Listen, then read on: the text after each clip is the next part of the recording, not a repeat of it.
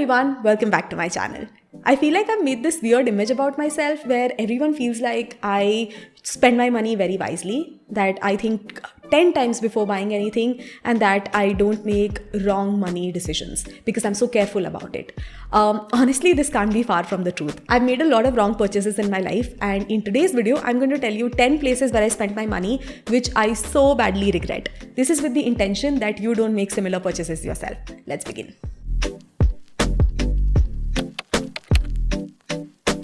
The first product is a Sony vlogging camera. I bought this particular one because I saw creators around the world buying it. It became a rage at one point, and it was all that everyone was talking about. And the reason why I bought it was because I thought I can't vlog. Maybe getting a lighter camera would help me vlog. And that was a very, very bad decision, because it wasn't like I wasn't vlogging because I didn't have a lighter camera. I wasn't vlogging because I didn't know how to vlog. So no matter the camera, like I could have vlogged with my phone, I could have vlogged with like 5 other cameras that I have, but I had to go out and buy that specialty camera, which honestly I've used not even once. Like I've used it in parts for some of my videos, but I haven't used it much. I even unboxed that in one of the vlogs on this channel, and I feel so bad about buying it now because it was also pretty expensive. I am thinking about doing a giveaway of that camera to a new YouTuber, somebody who could make a lot of use out of it. So let me know if you like that idea. Give this video a thumbs up. If you'd like me to do a giveaway on that, let me know in the comments as well, and I will definitely set it up. The next place where I invested my money, which I regret a lot, is the Paytm IPO. I know Paritosh and I are very, very strongly involved in our finances, and yet we ended up making the mistake of investing in Paytm IPO. You see, all of these IPOs were coming out, and very strongly, even when the Zomato IPO came out, we were very sure that no, we don't want to put money in this. We don't know whether this is going to work out. We were not very convinced about the vision and the way Zomato was heading. So we restrained ourselves. And then a couple of other startup IPOs happened, and they all performed really, really well. And Paritosh and I felt like, are we not seeing something? So when Paytm IPO came in, we were like, okay, maybe this is the IPO that we should put our money on. And honestly, this investment happened purely on FOMO reasons. And the day we invested our money, we got the allotment and it tanked. And it has been tanking ever since. And we booked a pretty decent loss on the Paytm. We sold it off. We didn't even want to hold on to it because it just wasn't the right investment for us. The reason I'm sharing this is so that you all know that investment needs to align with what you truly believe in. And just because something is a hype on social media, or just because you're feeling FOMO about investing in something, don't go ahead and do it. You will most likely regret it. The next investment I regret, which I believe a lot of you would agree with here, is gym memberships. For me, I took the cult membership, and I took it because I went for a demo class and it was so much fun. Like I'm telling you guys, it's one of the most fun workout experiences I ever had. It was a group dance session and the trainer was nice, the energy was high, everything was great. But for me, it didn't work out because the gym wasn't anywhere close to where I was living. Like I had to travel about 20-25 minutes to get to the gym. And you know, in Bangalore, it's not a very easy thing to do, especially when you don't have your own like gaadi, right? I don't have a car or a two-wheeler also. So it got very complicated for me to reach there. Cabs wouldn't book, walking was too much, and it would rain half the time. So like things would get even more complicated. So I think what has worked out for me specifically with respect to working out is walking, doing my own dances at home, choosing to live in a society that has a gym of its own. All of these tend to work out much better because already working out is a difficult activity, and if we make it even more difficult by signing up for a gym that's far away, it's almost never going to happen. I ended up wasting a year's worth of money on cult membership. The next product are heels. So at one point, I decided that I'm going to be the type of person who would wear heels. So I bought like really nice classic black pumps, and they were not very expensive or anything. I think they were $1,500. So I didn't like spend a lot of money on it, but you know, I bought it just because I decided that, you know, now I want to be the kind of person who wears heels. And I am not that person. I am all about comfort. And for me, you know, it's just that I haven't learned how to wear heels or how to feel comfortable being in them for long hours. So I wore it once. My feet were dead by the time I came back home. And since then, it's just been lying around in my shoe cabinet ever since. I have a really nice black pair from Charles & Keith, which has only this much heel, works perfect for me. I got another one from Steve Madden, which also was like this much. And this height is something that works perfectly for me. Going out and buying a 4-inch heel was possibly one of the worst judgment calls I took. Next up is Swarovski jewelry. Again, nothing against the jewelry brand itself. Swarovski is amazing, they're long lasting, their designs are stunning, everything's great. But I am not a jewelry person. I'm sure you would have seen me wear no jewelry, no earrings, whatever, like nose rings, bangles, whatever. I never wear jewelry.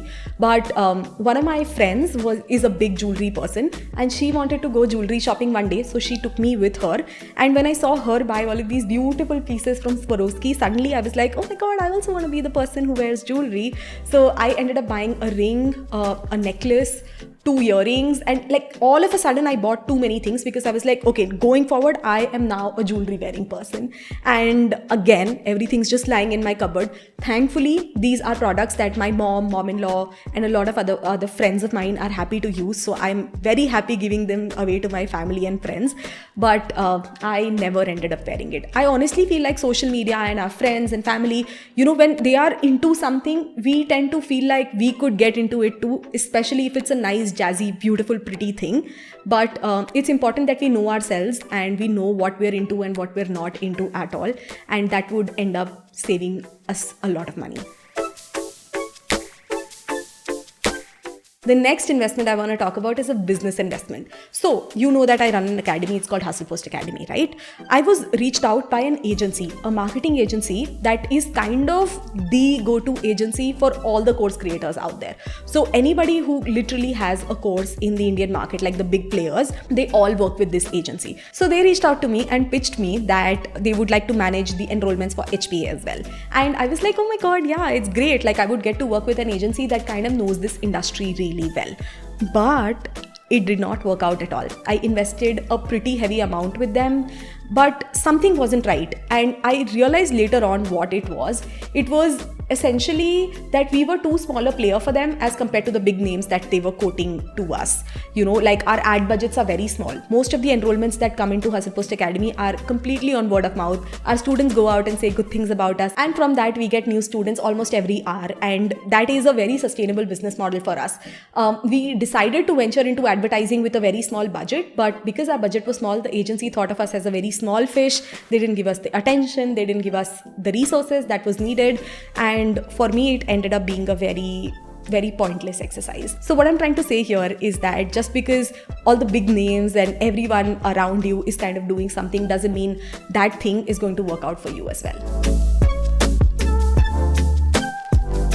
The next product I want to talk about is Fitbit. Again, one of these internet purchases, everyone seemed to have it. Everyone seemed to be tracking their, calorie intake, their steps, their whatever, right? And I decided to buy it as well because I was like, I'm going to be the person who's like a lot into fitness and all of that. And yes, I am into fitness. I love taking care of myself. I love working out. I love eating healthy, all of that. But I'm not a very tracky person. When it comes to fitness, I would rather go by what actually feels nice to me instead of, counting every step or every calorie that I'm burning in the day. It just got too overwhelming for me and I stopped wearing it. Also, since I'm not a jewelry person, I actually don't like having anything on me. So wearing a Fitbit on its own was also a struggle because it always felt like there was some like outside object on my body and it didn't feel very nice.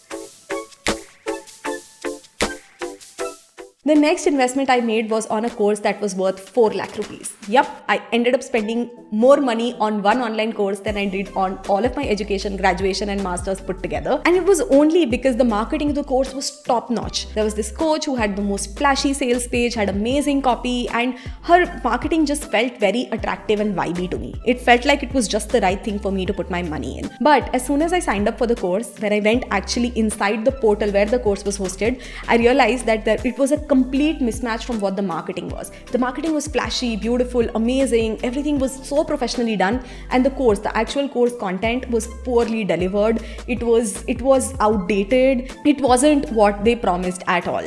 And it was the biggest setback of my life, because I honestly, with all my hopes and wishes, decided to sign up for a course that I thought was going to change my life. But it didn't do anything even close to that. What I'm trying to say here is that online course creators today have gotten really good at marketing. They'll make you feel like buying the course is the only thing that you need, but most of them are not real good educators. You need to ensure that you are investing in a course not because the marketing is great, but because you actually truly believe in the creator as a teacher. Unless the creator is a good teacher, you will not have a very good learning experience with them.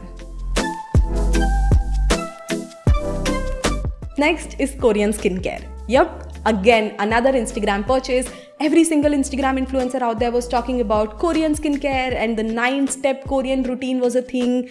And I was seeing all of these Korean women with the most amazing glass skin and all of that. And I thought, it was just that 9-step routine that was going to do it for me as well. So I invested in the full range. I started doing the skincare very, very efficiently, and within a week, my skin broke out like crazy. I got so many pimples that it actually took me around 3 to 4 months to get my skin back to normal.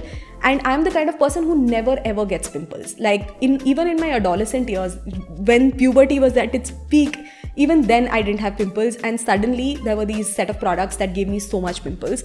And I think it happened because, Korean skincare products are possibly made for Korean weather. Maybe they are not suitable for me. Maybe I didn't do enough research on what was right for my skin. And I just bought something basis the advice of some influencers who are not dermatologists. So it was a very, very bad decision. And honestly, since then, I've never bought any Korean skincare product ever. I don't think it's right for me. And what I recommend all of you to do is, when you're buying skincare, please don't go by influencers. Please don't go by people like me or whoever else you follow. Please go to a dermatologist and buy the right skincare that's going to suit your skin.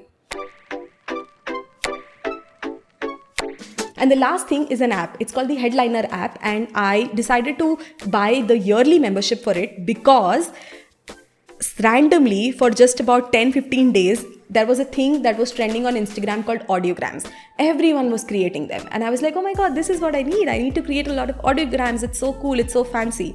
And Headliner was an app that would help me make audiograms very, very easily. I've posted maybe one audiogram on my Instagram. It just wasn't a piece of content that was vibing with me. I never ever used that app, and the whole yearly membership went to a waste. I'm mentioning this here because apps will make you feel like yearly membership is more worth your money because it's cheaper. But when you're trying out something new, it's actually better to try it out on a monthly basis first, and only when you are 100% sure that you're going to use it is when it'll be a good idea for you to invest in the yearly membership. For me, the whole membership went to a waste because it wasn't a content format that I felt excited about creating. Just because Gary Vee is doing something doesn't mean every single person has to do it, right? So that's it for today. I hope you enjoyed watching this video. Do let me know in the comments if you've made some bad purchases and what they were, and I will see you next time in the next video. Bye.